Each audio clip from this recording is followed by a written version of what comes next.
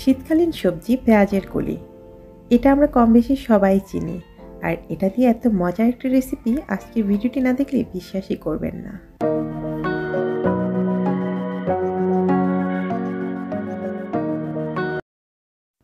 সুপ্রিয় দর্শক, আসসালামু আলাইকুম।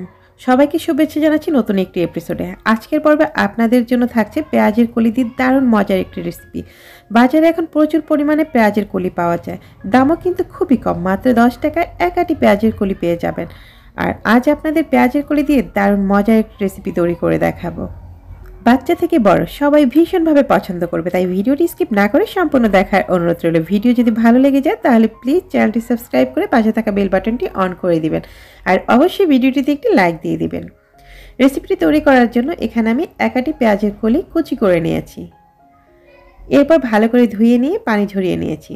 দিয়ে দিয়েছি একটি ডিম। এরপর দিয়ে দিচ্ছি ডাল বাটা। এখানে আমি মেজারমেন্ট কাপের 1 কাপ পরিমাণ মসুরের ডাল ভালো করে পেস্ট করে নিয়েছি। এরপর দিয়েছি পেঁয়াজ কুচি 1/3 কাপ পরিমাণ, দিয়েছি মরিচ কুচি। এটা আপনারা আপনাদের ইচ্ছে অনুযায়ী ব্যবহার করবেন, যে যতটা ঝাল খেতে চান। এরপর দিয়ে দিচ্ছি রসুন বাটা 1 চা চামচ পরিমাণ, আদা বাটা 1 চা চামচ পরিমাণ, দিয়ে দিচ্ছি লবণ পরিমাণ মতো। লবণটা আপনারা প্রথমে অল্প করে দিবেন। এরপর দিয়ে দিচ্ছি টেস্টিং সল্ট 1/2 চা চামচ পরিমাণ, দিয়ে দিচ্ছি লাল মরিচের গুঁড়ো 1 চা চামচ পরিমাণ। এরপর দিয়ে দিচ্ছি হলুদ গুঁড়ো 1 চা চামচ পরিমাণ। এরপর দিয়ে দিচ্ছি ম্যাগি মশলা 1 প্যাকেট। আপনারা চাইলে এখানে চাট মশলাও ব্যবহার করতে পারেন। এরপর দিয়ে দিচ্ছি সুজি 2 টেবিল চামচ পরিমাণ। হাতের কাছে সুজি না থাকলে আপনারা চালের গুঁড়োটাও ব্যবহার করতে পারেন, অথবা যদি চালের গুঁড়ো সুজি কোনোটা না থাকে সেক্ষেত্রে আপনারা স্কিপ করতে পারেন। এরপর দিয়ে দিচ্ছি গরম মশলা পাউডার 1/2 চা চামচ পরিমাণ। সমস্ত উপকরণগুলো ভালো করে এখন মেখে নিচ্ছি হাত দিয়ে। মাখামাখির কাজটা এখানে আপনারা হাত দিয়েই করবেন, অন্য কিছু দিয়ে করা যাবে না।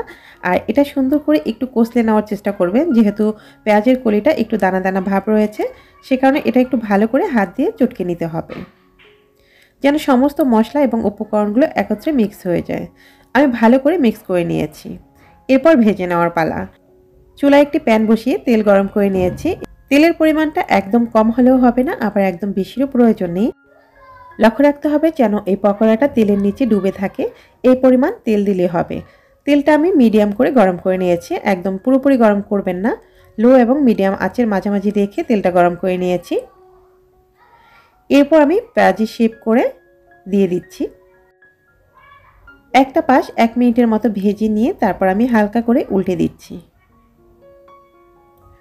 আর এটা কিন্তু একদম হালকা আছে ভেজে নিতে হবে। লক্ষ্য রাখবেন যেন এটা পুড়ে না যায়, একটু সময় নিয়ে ভাজলে এটা কিন্তু একদম মুচমুচে হয়ে যাবে। আর খেতেও কিন্তু দারুণ মজার। আমি বলবো যারা আমার আজকের এই ভিডিওটি দেখছেন একবার হলেও বাসায় ট্রাই করবেন। এখন কিন্তু শীতের সময় প্রচুর পরিমাণে বাজারে পেঁয়াজের কলি পাওয়া যায়, আর আমি যে সমস্তগুলো উপকরণগুলো ব্যবহার করেছি এগুলো কিন্তু নর্মালি আমাদের বাসায় হাতের কাছেই পাওয়া যায়। আর যদি কোনো কিছু আপনার হাতের কাছে না পাওয়া যায় এখানে, সেটা স্কিপ করলেও চলবে। আমার এক ব্যাচ পকোড়া ভাজা হয়ে গেছে, আমি এটাকে তুলে নিচ্ছি। আমি প্রথম ব্যাচ পকোড়া প্রায় 5 মিনিট সময় নিয়ে ভেজে নিয়েছি। দেখতে পাচ্ছেন সুন্দর একটা ব্রাউন কালার চলে এসেছে। এরপর আমি তুলে নিয়েছি। একই পদ্ধতিতে আমি সবগুলো পকোড়া ভেজে নেব। তৈরি হয়ে গেল পেঁয়াজের কলি দিয়ে গরম গরম পকোড়া। ছোট থেকে বড় সবাই কিন্তু ভীষণভাবে পছন্দ করবে। আমি সবাইকে অনুরোধ করব একবার হলেও বাসায় ট্রাই করবেন।